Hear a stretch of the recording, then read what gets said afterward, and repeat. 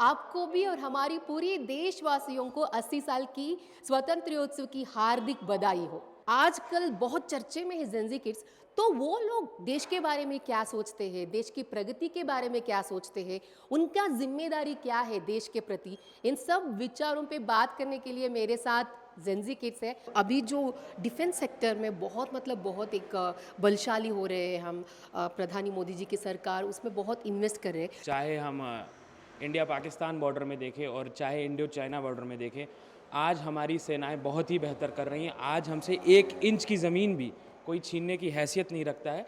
ये हमने 2014 के बाद देखा है। इंडिया डिप्लोमेसी की बात करें तो चाहे वो ईरान और यूनाइटेड स्टेट्स का वॉर हो, उसमें भी भारत की ओर ही सब देखते हैं।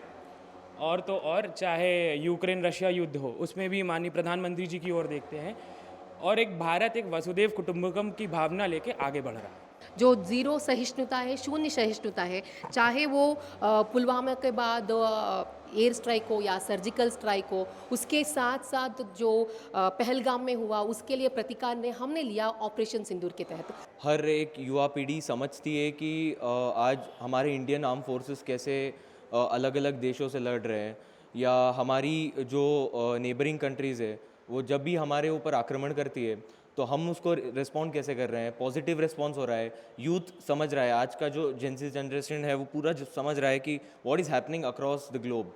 और डिफेंस पॉलिसीज़ भी इतनी स्ट्रांग हो गई है कि हम लोग we are acting immediately. Bharat है मेक इन इंडिया पे बहुत हम बहुत पुश करते हैं मेक इन इंडिया को लेकर। हमने ब्रह्मोस भी इंडिया में मैन्युफैक्चर किया, लखनऊ में उसका सेंटर है जहाँ पे मैन्युफैक्चर हुआ है। उसके बाद हम इंडिया में बना भी रहे हैं, उसके बाद हम एक्सपोर्ट भी कर रहे हैं इंडोनेशिया के साथ, फिलीपींस के साथ। डिफेंस सेक्टर में हम और भी चीज़ें बना रहे हैं। उसके अलावा हम फ्रांस गवर्नमेंट के साथ हम सबमरीन प्रोजेक्ट्स में काम कर रहे हैं। इंडिया में ही सबमरीन बना रहे हैं, जैसे प्रोजेक्ट 75 और 75A।